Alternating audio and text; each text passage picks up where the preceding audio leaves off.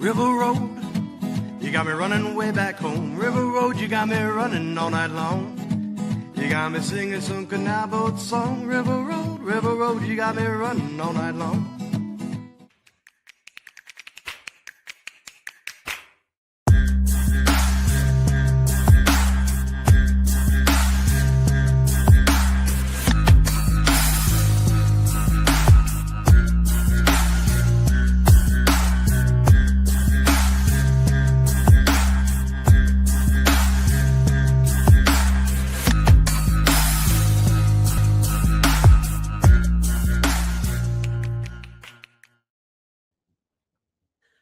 All right, everybody, welcome to our Friday Parlay edition of Niner Nuts. I am Dan here along with Mr. Jimmy B, if I could point right, the OG hosts. Eric will be... You want to go the other way? Oh, there you go. It's the way it records versus how it outputs. It's whatever. Jimmy's here in the room. You can see him if you're watching us. And Eric will be here. He's just going to be popping in fashionably late, but it's okay. We're not going to get too far into this without him. But it is, as always, on a Friday, our parlay episode. And I'm going to go ahead and get this because I'm bad at getting the tickers up. As always, guys, gamble responsibly, over 18 and over 21, depending on your state. Follow your local and state level regulations. We are a bunch of idiots. This is just for fun. Please do not take us seriously, or too seriously, I guess. Legal disclaimer out of the way. The rest of us down there. But yeah, it's by the time you're watching this, guys, it's Friday. We already know who the winners of the Thursday night football game is. I cannot personally wait to see what those rivalry jerseys look like with the Cardinals and the Seahawks. Personally, did you see them beforehand?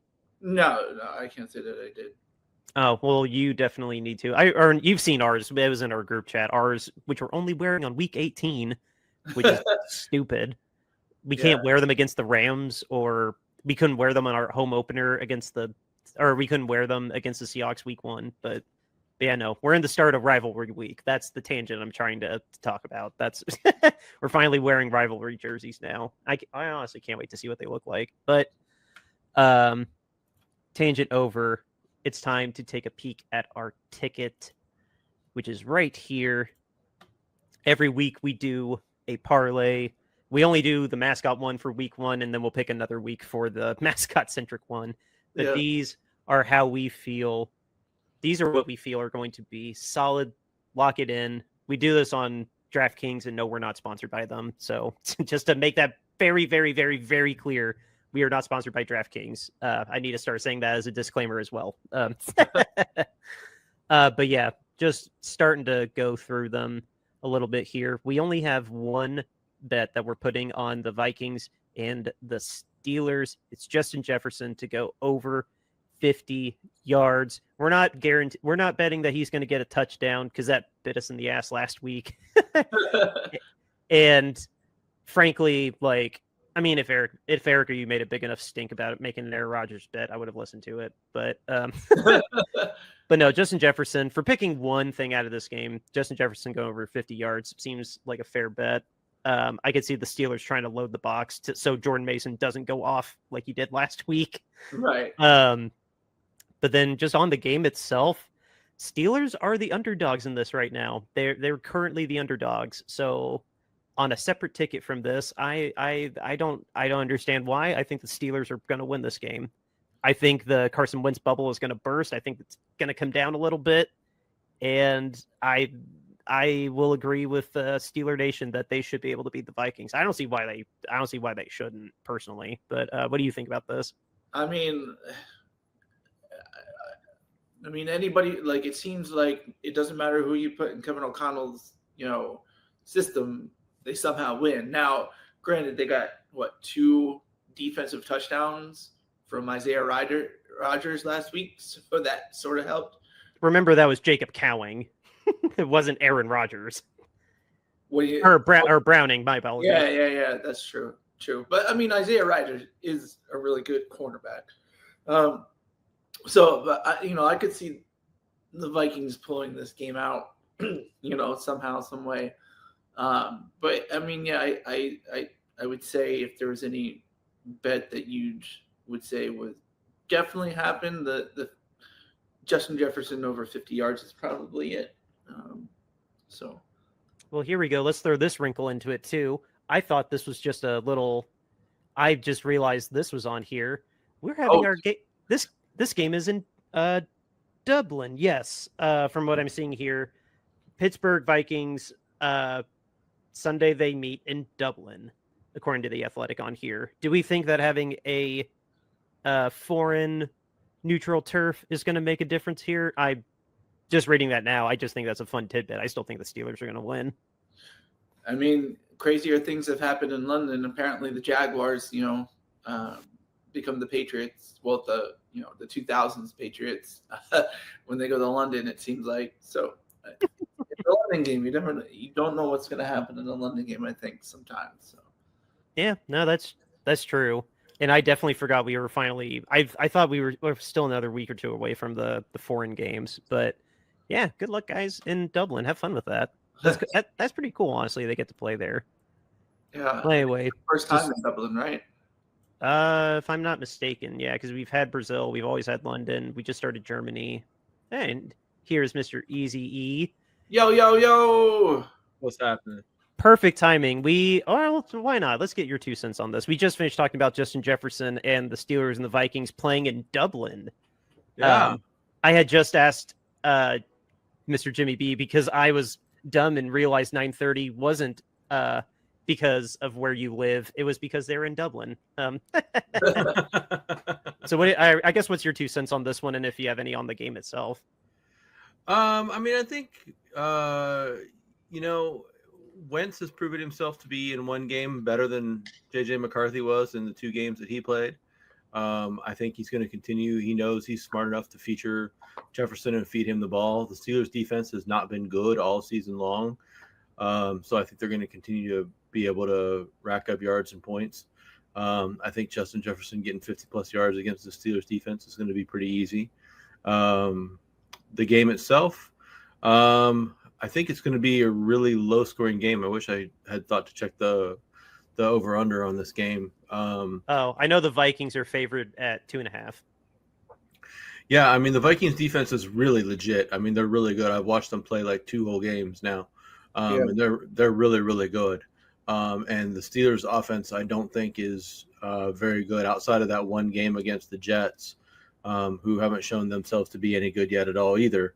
The Steelers offense has not been very good. Yes, they beat the Patriots last week, but that was with like 5 turnovers that they managed to get against the Patriots. So I think that the Vikings will win this game. I think that they're going to beat up the Steelers pretty good, to be honest. I don't think it's going to be that close. See, I just told Jimmy and the listeners, I don't know. I got a feeling about the Steelers in this one. I put it on my personal ticket. I think the Carson Wentz bubble's going to pop, and I don't know. Aaron Rodgers has seen everything, and yeah, the Steelers defense sure isn't that good, but I could see them loading the box to make Carson Wentz have to throw it a lot and keep Jordan Mason contained. I don't know. I mean, it's hearing your argument is very. I don't know. It'll be interesting to see which one of us is going to be right. I'm not saying that I'm going to die on a hill for my prediction, but. Oh, yeah. I mean, I wouldn't either, but I just, in the 2 games that I watched the Vikings play, the Vikings defense has been nasty. I mean, just absolute nasty. Yeah. I mean, I had said before you came on that Isaiah Rodgers last week had 2 defensive touchdowns. One on an interception and another on a fumble. Well, he had something like 2 interceptions, a forced fumble, a fumble recovery, and he did everything you could do defensively. Yeah. He's like a defensive hat trick essentially. It was two picks, one of which was a pick 6, and then yes, he recovered a fumble that he took to the house. You can't ask for more. Yeah, he had a tackle for a loss too. I mean, he did everything last week. That was something too. When the Eagles let him go, I was like, oh my gosh, Isaiah Rodgers, because he was very key in our Super Bowl season last year. He was very solid when he had to come in, sort of with spot duty to be, the second cornerback. So, I mean, when I saw the highlights of the Vikings game, I was like, oh, there's Isaiah Rodgers doing Isaiah Rodgers things. It really isn't surprising because he really did show flashes of it when he was on the Eagles last year. Yeah, the only bad thing about that Vikings Steelers game is that it's on the NFL Network, and I don't have that, so I can't watch it. So I'm bummed. I have this problem where I'm going to be asleep. So, well, I would probably be asleep as well, but I can at least catch like the third or fourth quarter. But so yeah, if I wake up in time, maybe I'll catch the however long it is, depending on when I wake up. But moving on to the next game, we only picked one in this real matchup, the Tom Brady game, which Tom Brady's been at 1 o'clock more often than I thought he would be. But the Eagles and the Bucks, Jalen Hurts anytime touchdown. This is like the one that's always been on our ticket for going on 2 years now. But Jalen Hurts anytime touchdown, about as safe as bet as you could pick. Surprising, it's only minus 140. But yeah, I'm worried for my boy Baker. I'm genuinely worried for him. He doesn't have Mike Evans. It's from what I've seen, he's probably going to get Chris Godwin, and he's got Mbuka, or however you pronounce his name. And like, the Bucs defense is fine, but it's not, I don't know, maybe fringe top 10. I don't know. The Eagles finally figured out a way to click on offense last week. I'm worried that the Bucs are going to get their first loss. Like, you guys are pretty stout. I mean, with the combination of AJ Brown, Devontae Smith, Jalen Hurts, and Saquon Barkley, they haven't lost a game that all of them have started and finished. So yeah, that's just a really good foursome to have there. However, Todd Bowles has showed in the past that he can make Jalen Hurts feel uncomfortable and get him out of his game. Also, on-field temperatures are supposed to be 103 degrees for this game. Oh Lord! So that's going to play into it too, to see how much of the heat is going to be a factor in this game. Also, the Buccaneers signed, I believe he's 450-pound defensive tackle to their practice squad. They had him in training camp. I know here. Had him in training camp. He's coming on. Like, is it like just irony that the week of the Eagles game, all of a sudden he's on the Buccaneers practice squad? And there's talk that like he is going to be activated, for the game specifically to come in when the Eagles are going to do the tush push. I love it. I absolutely love that. Eric, what's your thoughts on this? Do you agree with us that Bucs are probably going to end up losing this one? I don't know. The Bucs, again, I've watched a lot of the Buccaneers. I think I've watched all 3 of the Buccaneers games so far this season. The Buccaneers defense is really, really good. So there's a reason that we don't have Saquon Barkley going for a touchdown on this ticket, because their run defense is really stout. Yeah. So the Eagles are going to have to throw it well. And, we've only seen them do that for what, Jimmy, like a quarter and a half so far at this point in time? Well, yeah, this year it's been a quarter and a half. Yeah. So yeah, like, we have a new offensive coordinator in Kevin Patullo. So, and one of the things they talked about, the Eagles had talked about, what the difference was in the passing game from the first half to the second half, is that in the second half, in the first half they were playing not to lose, and then in the second half they had they obviously were playing to win. So that's when they sort of opened up the playbook, and that's when it started looking, like a really good offense. And, also the fact that Fred Johnson came in to play right tackle after Matt Pryor was just like spinning around like a turnstile for the first half. So, they definitely have a shot in this game as the Eagles, but I just don't I'm never confident right now of the Eagles going into Tampa and winning a game. I just, Yeah. Todd Bowles has always seemed to have Hurts his number, but this will also be a game where Hurts has, Barkley, Brown, Devontae Smith, all in the game starting again. So it'll be interesting to see how this game goes. I would honestly think like in this, it's probably going to be a defensive battle, and so we'll see.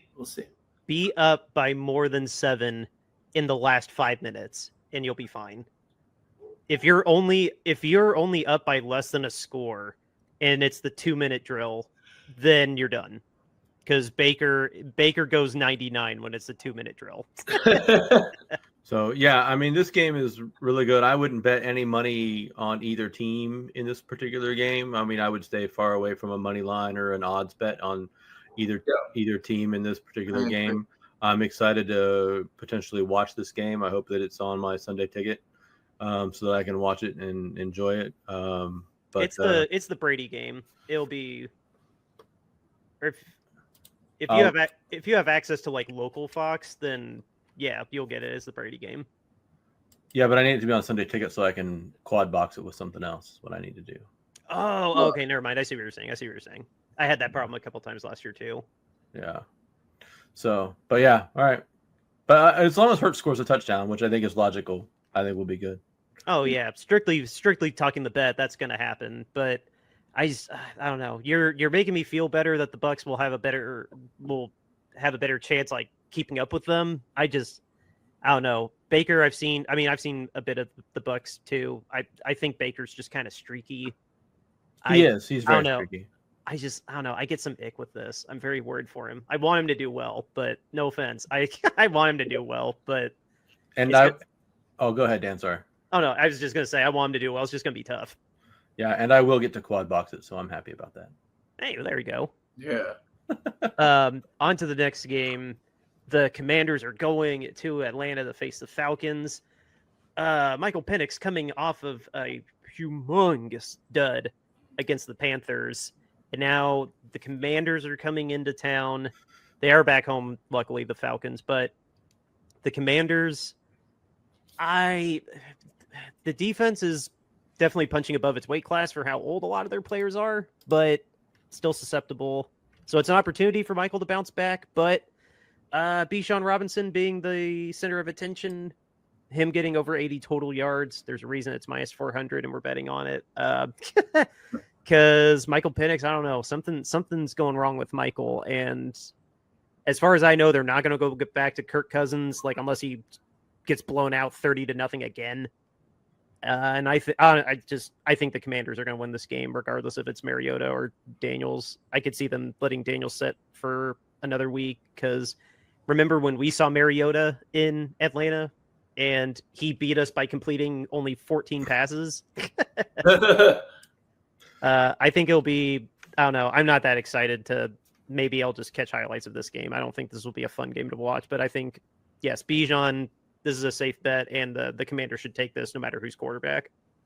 Yeah, the actual over-under on this is 112.5, so we altered it down pretty far to get to the 80.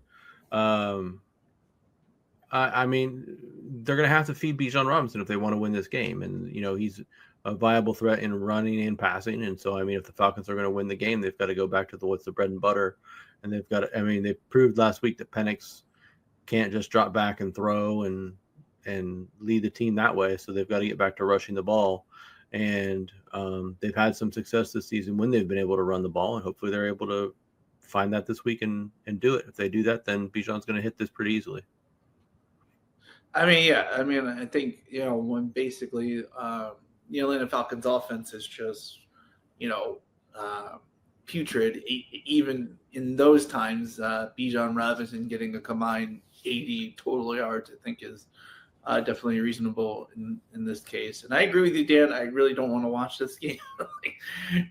Nothing excites me about watching this game. So yeah, I 80 plus total yards feels like a gimme in this game from Bijan Robinson. We should make the disclaimer that we're making a lot of these picks based on we want to win. And this seems very obvious. Like I wasn't going to try to pitch a Scary Terry touchdown because he's just not finding the end zone much action at all, like lately, unless Eric correct me if he did have a good game last week. And then no, he was like 5 for 79 or something like that, which I mean is fine, but it's not great. It's not terrible. But then, everybody on Atlanta's just flatlined last week. And, they're going to be at home this week. And the Commanders' defense can be leaky. But I don't know. Well, as a morbid curiosity, let's call it, I'll be interested in what happens in this game. Bijan has hit this line in every game this season, by the way, just so you know. I'm not remotely surprised by that. He'll probably be ending the year in contention for Offensive Player of the Year, probably the way they're going to lean on him. Like a poor man's CMC. Speaking of CMC. Yes, in another pick. But this game, I really, really, really got some. I kind of wanted to not touch it all, except for the pick that we did. Patrick Mahomes rushing for 15 yards. That seems like a no-brainer. He's always susceptible to having a breakout run. There's no reason to think he wouldn't be able to get 15 yards on the Ravens. And just on both of these teams in general, they're both coming into this game 1-2. What timeline are we in? Like the Chiefs just stumbling around because their offense is so depleted, kind of like ours, except we're undefeated. It's kind of surprising that the Chiefs have come out of the gate this bad. But I think it's even more surprising that the Ravens have found a way to blow both of their two losses the way that they did, the way they just collapsed against the Lions, and they also collapsed against the Bills in week 1.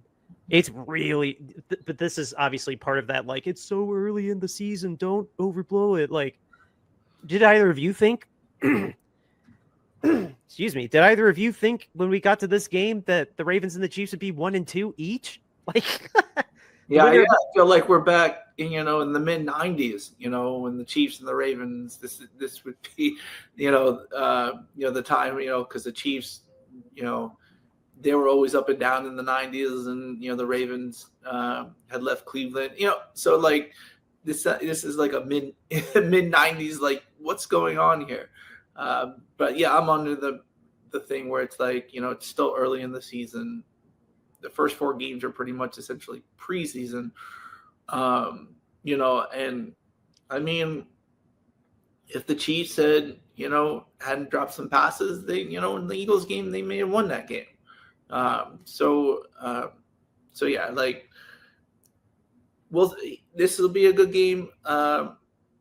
Like, I wouldn't want to take, a money line on either one of these guys, but the bet that we have, seems to be working. So yeah, I mean, I feel like Patrick Mahomes will, pull one down and run for 15 yards on one play. So we know he has the capacity to do it multiple times a game. So.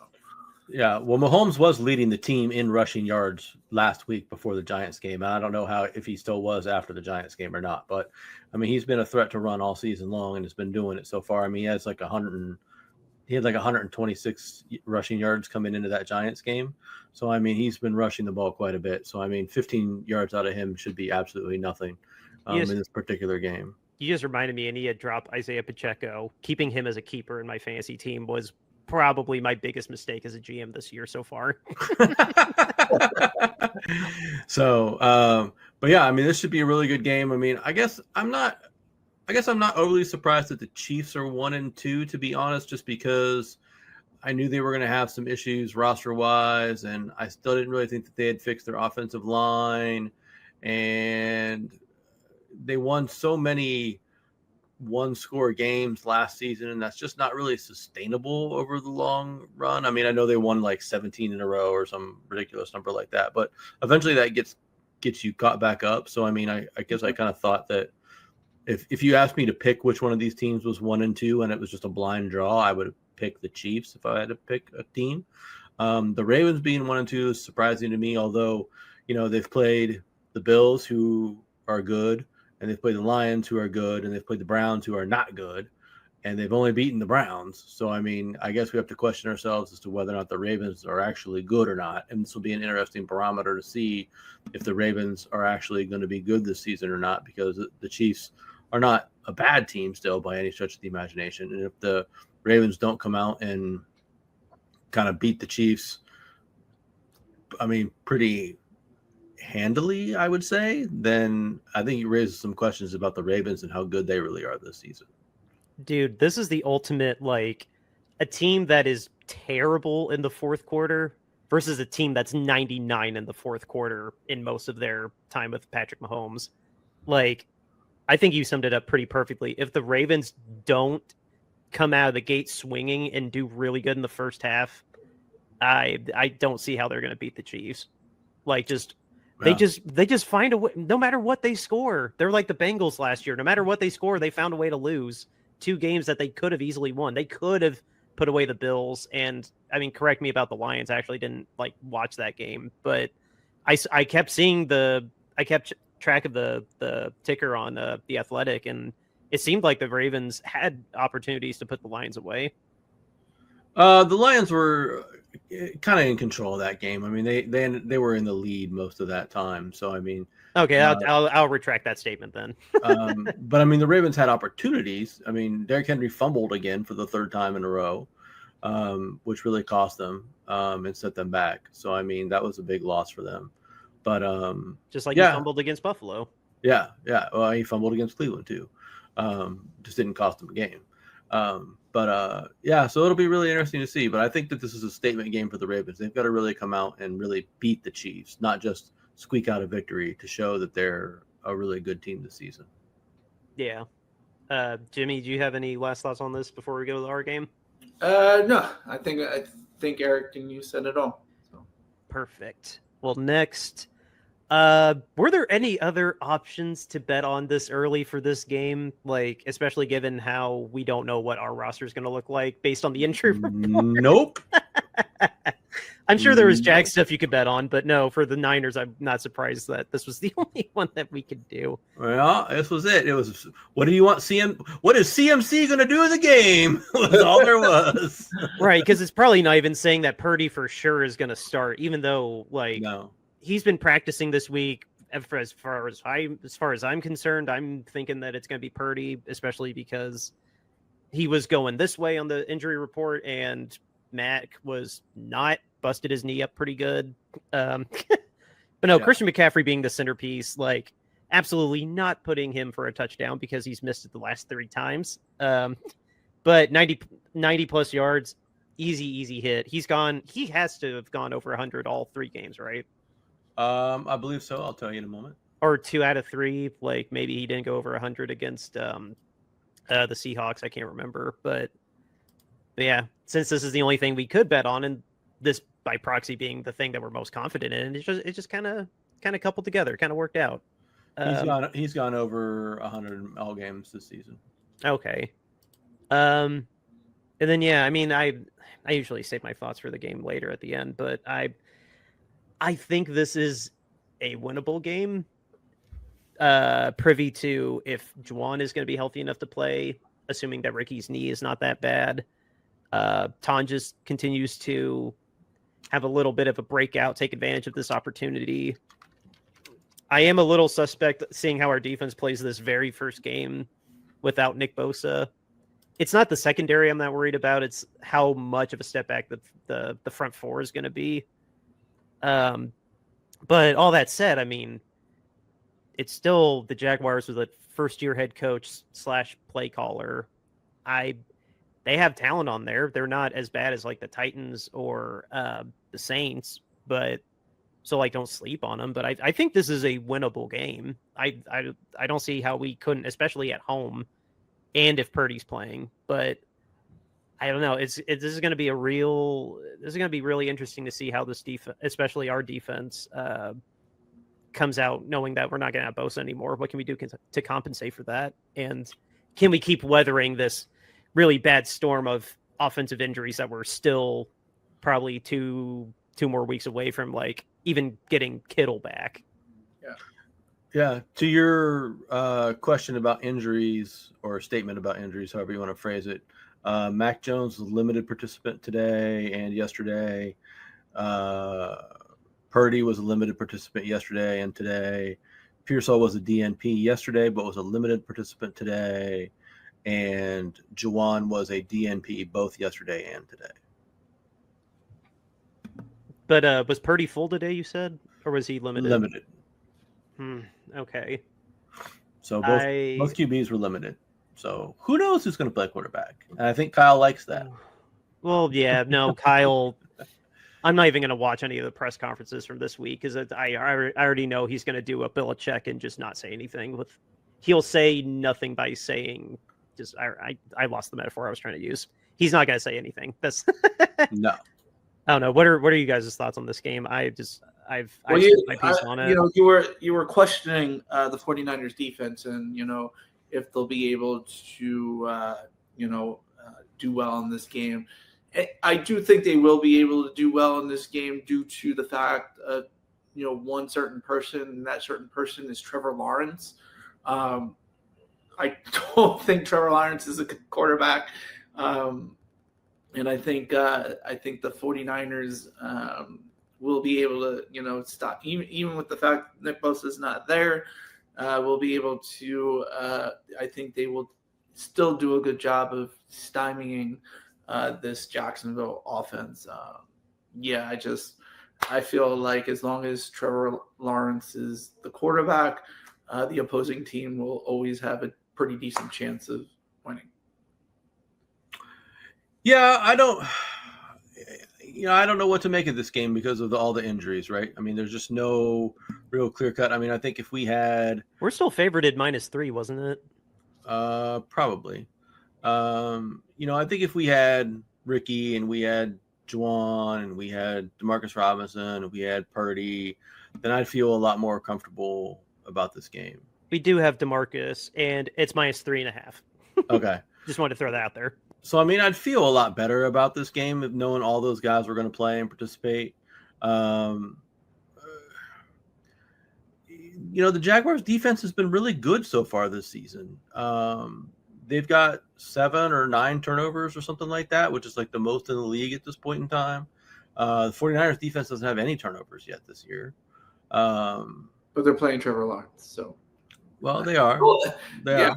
I would say they at least get 1 turnover. The 49ers. Okay, we didn't get a pick off Spencer Rattler though, so think of it like that. So I mean, I'm very cautiously optimistic about this game. I think the Jags can really hang with us in this particular game, but we'll have to see. So I mean, if I'm betting, I would still bet with my heart. I would bet San Francisco, but I wouldn't feel real great about it. I wouldn't put a ton of money down on it, but I feel good about our bet with Christian McCaffrey. Yeah, I feel like it's winnable. This isn't a game that's wholly out of like. If we were going against Green Bay, I'd be saying our prayers. Like, it's not that bad, but I mean, there is opportunity for Jacksonville to pull an upset. Like, we're definitely a team that you could upset in terms of we're still favored somehow.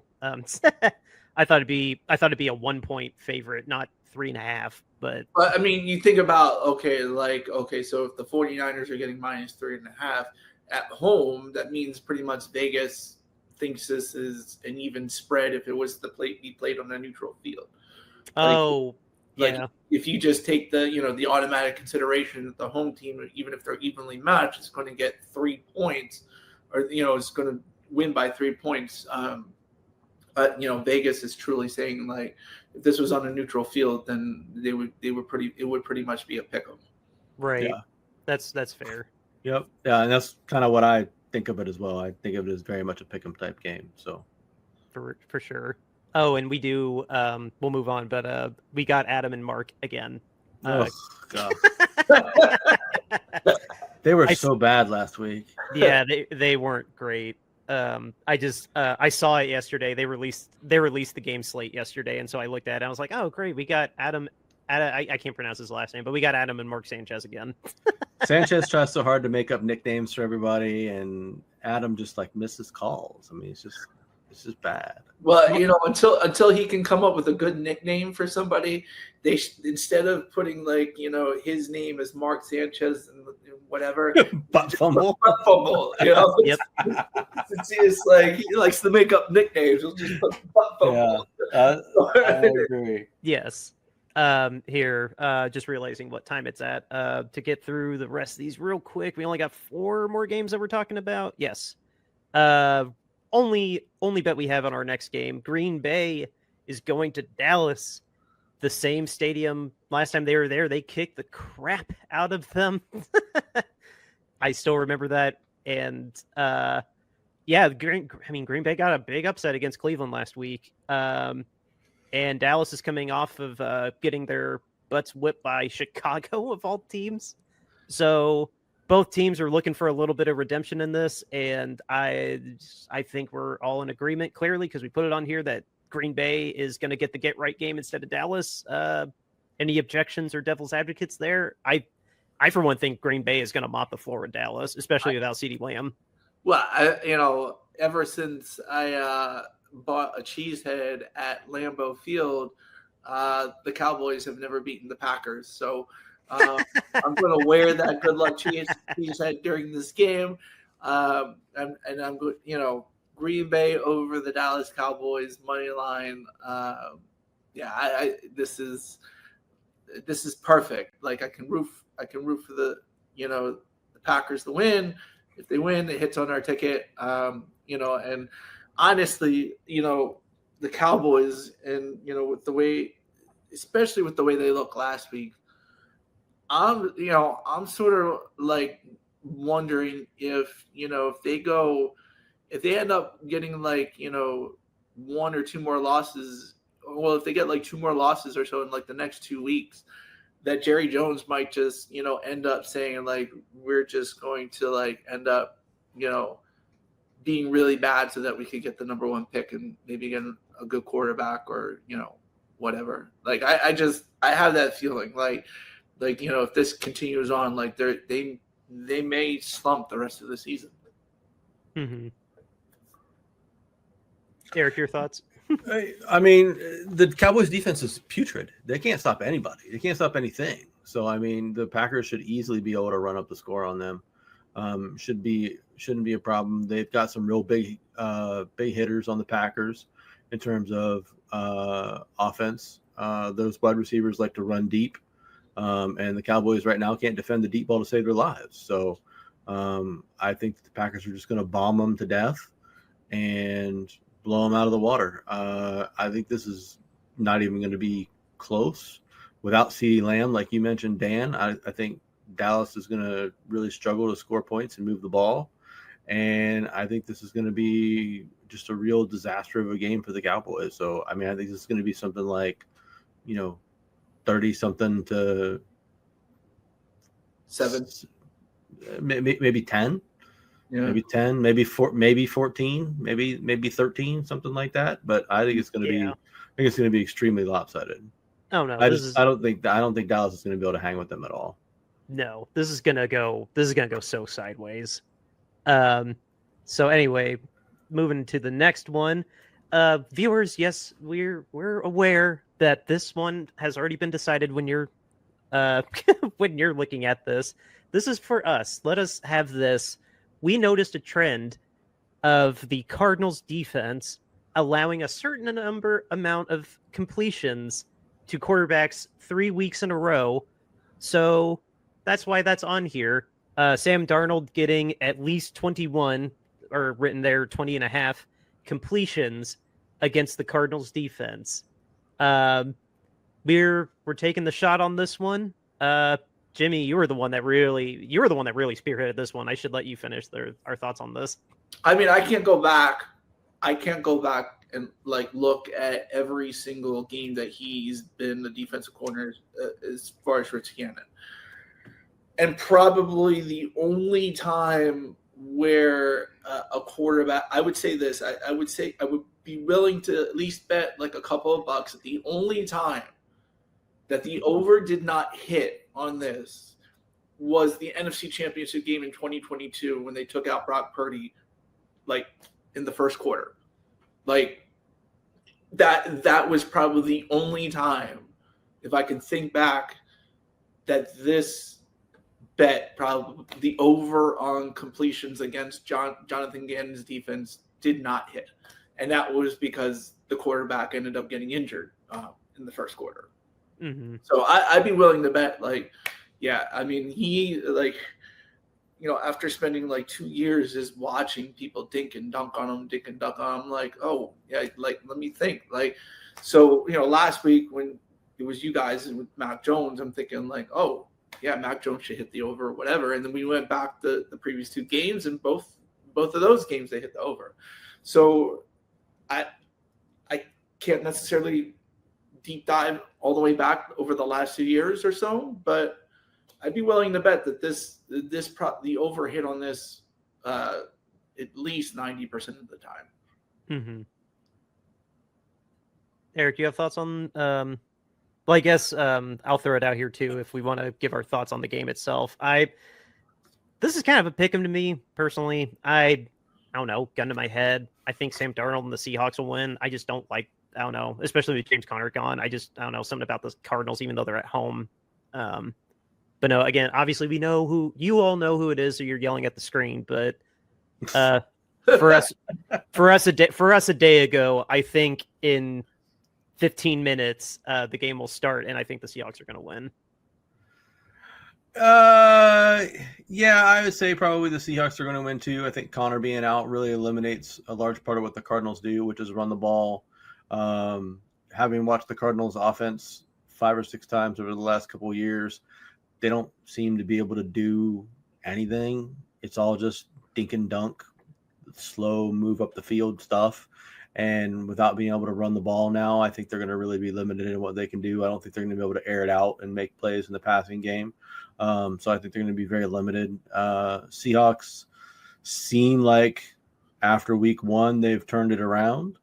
I guess our defense was very limiting week 1. It wasn't just the Seahawks offense. So if the Seahawks offense is really as good as it seems like it might be over the last couple of weeks, then they should be able to handle the Cardinals pretty easily. Mm-hmm. So, right. and Jimmy's point about the bet is very solid. So I'm happy to put that on the ticket. Yes. All right. With very limited time, we still got these last 2 games to go through. We'll knock these out real fast because there's not really much to say about either of them. Starting on the most lopsided game of the week at a -15 favorite for the Bills. The Saints are going to Buffalo, and what we're betting on is James Cook going over 50 yards. Seems pretty easy. He's second right now to Jonathan Taylor in rushing, leading the league in rushing. And then Josh Allen, kind of like how we thought with Patrick Mahomes, breaking out just a random 15 yards. Both seem very, very doable. And then Bills money line. The Saints are in the running. They're squarely in the running for the first overall pick. I mean, guys, did I miss anything? I mean, is there anything else to say other than just a prayer that the Saints can cover the spread? I mean, honestly, like when I saw the Bills money line odds, I couldn't believe it. Nearly -1,500, like on a money line in the NFL. Like that's completely insane. It feels like nowadays. But yeah, I think you could I could see it because the Bills just being where they've been at for like the last 5-6 years, as compared to where the Saints as an organization are. Like, it does make sense, especially since the fact the Bills will also be at home. So, all those bets, I mean, the fact that, we parlayed 3 things and it's still -135 for all 3 of those things to happen. That just, I mean, it should be a cakewalk for the Bills. All of these should hit from this game. So yeah. My analysis is the Bills are really good and the Saints are really bad. That's really good. Bills good, Saints bad. Yeah, Bills good, Saints bad. There's really nothing more to say about it other than that. I mean, the Saints can't beat anybody. They're really pathetic right now, and this should be a cakewalk for the Bills. It should be one of the most lopsided games of the week. This is going to be my survivor pool pick that I pick, and for see what happens. Yeah, just not much else to really say about that. Like I was telling Jimmy, I kind of wanted to throw $1 on the Saints covering the spread, but that was only minus 112, so that wasn't worth it. I was just saying, put it on the money line, like Yeah, was it? Yeah, the plus 800 turn $1 into $8. I mean, but anyway, on to our last game. The Chargers are going to MetLife to face the Giants, who are now led by Jackson Dart because Russell Wilson has been benched once again. We think it's a safe bet that the Chargers are going to win and that Justin Herbert is going to actually throw over 210 yards. The Giants, I mean, I don't know. I think Jackson Dart will be okay, but I think the Giants are still going to lose this just because it's his first game, and the Chargers are striking lightning right now. Terrible pun intended. Something's going right for the Chargers this time, and the Giants even switching quarterbacks. It's a prime opponent for them to go 4-0 for the first time in a long time. And I don't know, the former Jim Harbaugh era fan of me is very happy for him. I'm glad Justin Herbert looks like he's finally starting to ascend to the potential that we've seen in him for the last 5 years. I don't know. I'm very confident in these picks, but just on that narrative level, like what a weird timeline that the Chargers are actually good that we're living in. I mean, I think there's a possibility the Giants could win this game, actually, to be all seriousness, for just because it's the Chargers coming on the East Coast, playing a quarterback that they haven't seen, in how they're going to work them in an offense. There is a possibility that I think the Giants could win this game, but I still would lean more that the Chargers are most likely going to win this game, and 210 yards out of Justin Herbert is an easy bet. But there was tweets going out today that said, the Jets are 0-3, the Giants are 0-3. It's like, things in New York are really bad right now when it comes to football. And the Bills just happened to post something in response to that, saying basically the Bills are actually the only team that are physically in New York. So it's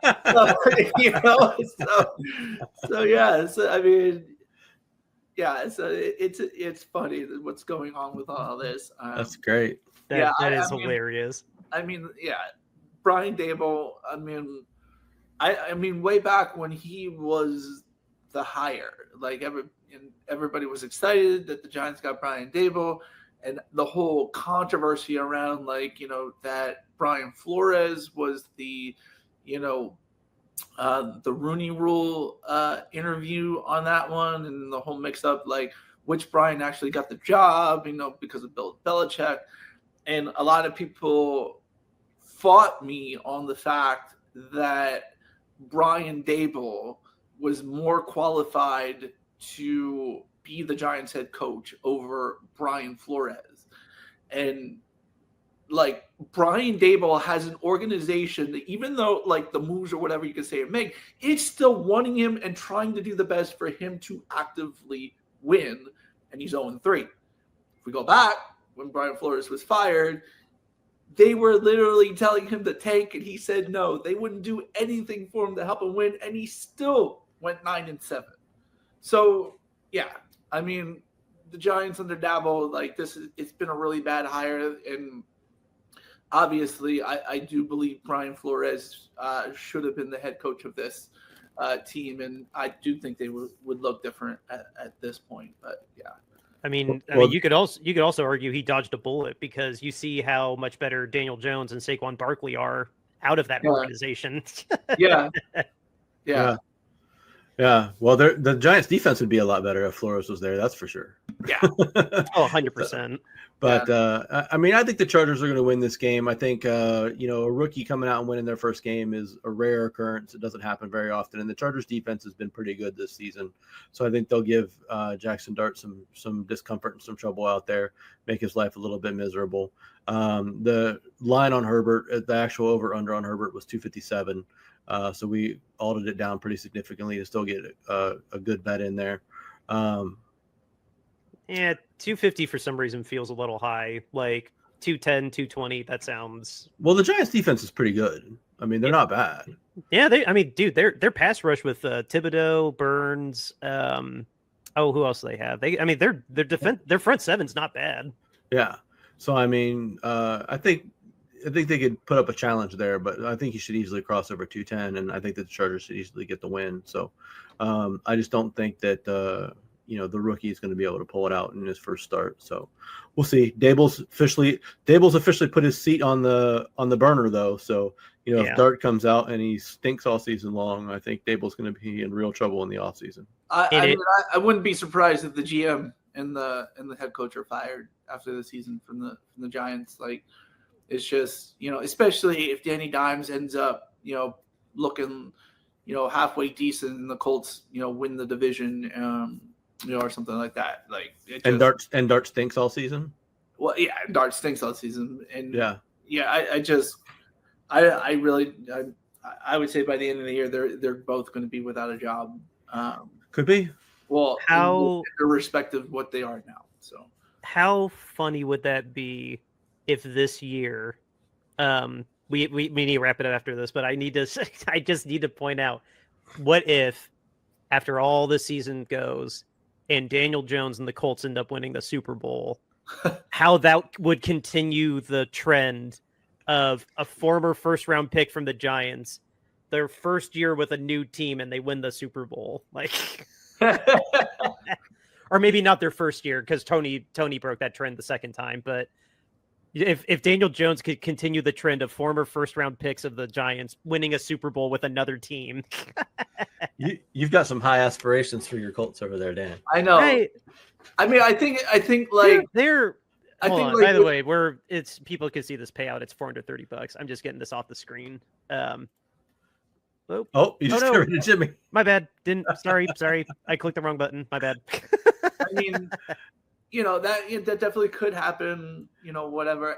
But with as we saw with like the Saquon Barkley decision, that everybody knew that Barkley was a superstar and that he was just on a bad team. That's always how I felt. Yeah, for sure. And he goes from being, like really good on the Giants to like all world on the Eagles. That's just it.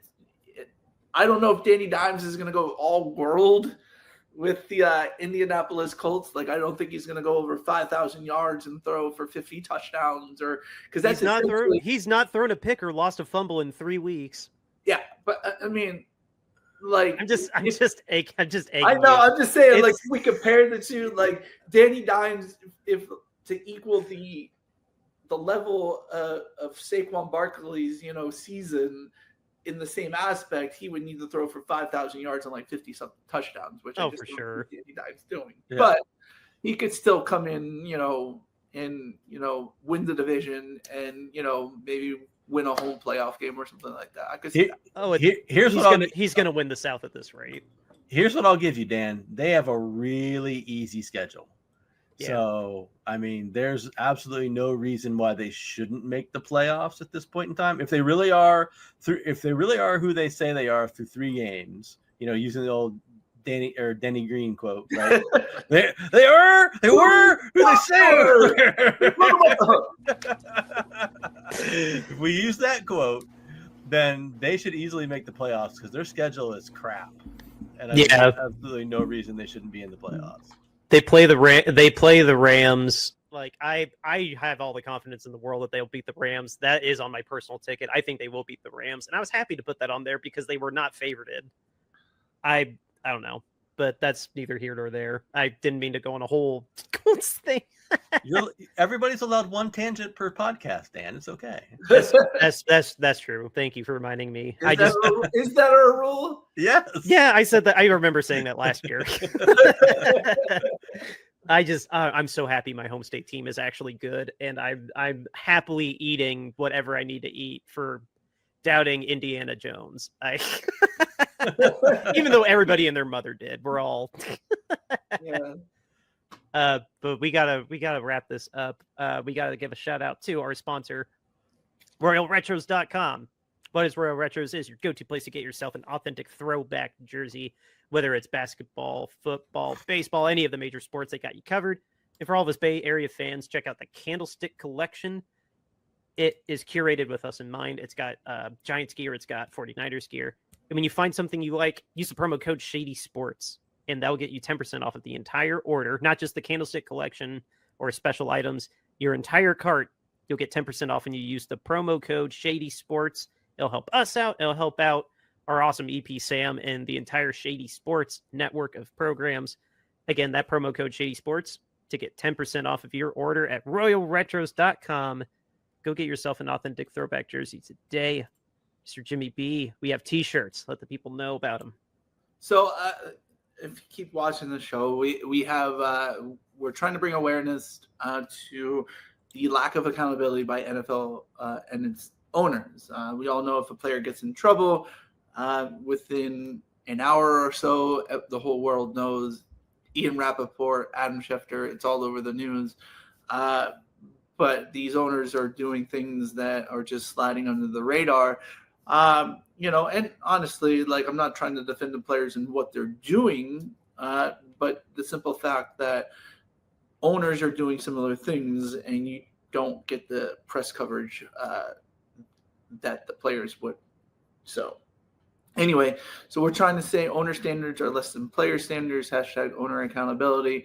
And to show you, we put our money where our mouth is. We are selling these T-shirts for Mountain Comprehensive Care Centers in Kentucky. All the proceeds go to them. Here's our statement. $22.99 gets you that in a T-shirt, or we have different colors, different sizes, and different styles. Next up, we have our podcast logo art. You'll find this anywhere on our YouTube channel, Spotify, Apple Podcasts. When you see the picture, this is it. $22.99 gets you that in a T-shirt. Next up, we have our alternate logo art. $22.99 gets you that in a T-shirt, and we have different styles and different sizes. And last but not least, how can you say no to our mascot, a peanut eating peanuts while cheering on his San Francisco 49ers? $22.99 gets you that in a T-shirt, and we have that in different styles and different sizes as well. All the proceeds go to Mountain Comprehensive Care Centers, so order one and donate to a charity today. Yes, all the info you need for Mountain Comprehensive Care Center if you want to look them up, and our T-shirt link in the show description, show notes. Just scroll down and you'll find them there. That is all we got for you on this episode. Yes, I acknowledge again that we made a bet that's happening right now while we're recording this. So but just keep that in the back of your head for the next week, because we'll probably do it again, depending on who the Cardinals play. But yeah. Any last second breaking news that's worth shouting out real quick? Justin Fields has returned to practice, but he has not cleared concussion protocol yet. And Jaden Daniels feels good, but his status is up to the doctors whether or not he will play this week. And Sam Darnold has already completed 2 passes. I stand by what I said. It doesn't matter if Mariota. I think Mariota, if he plays, he's going to get jazzed up because he's playing in Atlanta again, personally. But yeah, this has happened too many times. This is why we do this. Where breaking news happens like right when we're turning off the mics. So, but yeah, just we already said it too. Jaguars, they have an opportunity, but we have an opportunity too. It's going to be hopefully less heart attacks. That's what our prayer will be, for less heart attacks than we had last week against the Jags. So I think with that, Mr. Jimmy B, let's get us out of here. Outro music, River Road, Justin Youth. All right, guys. Beat the Jaguars. We'll see you Tuesday. Later.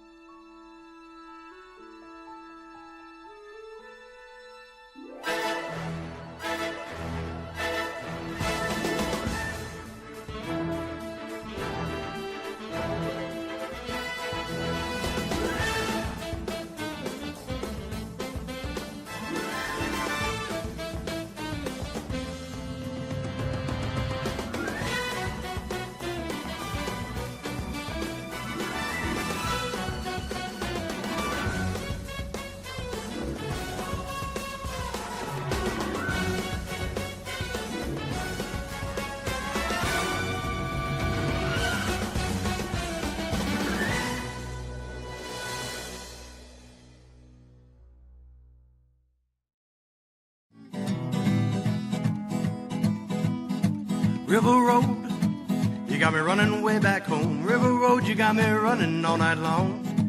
You got me singing some canal boat song. River Road, you got me running all night long.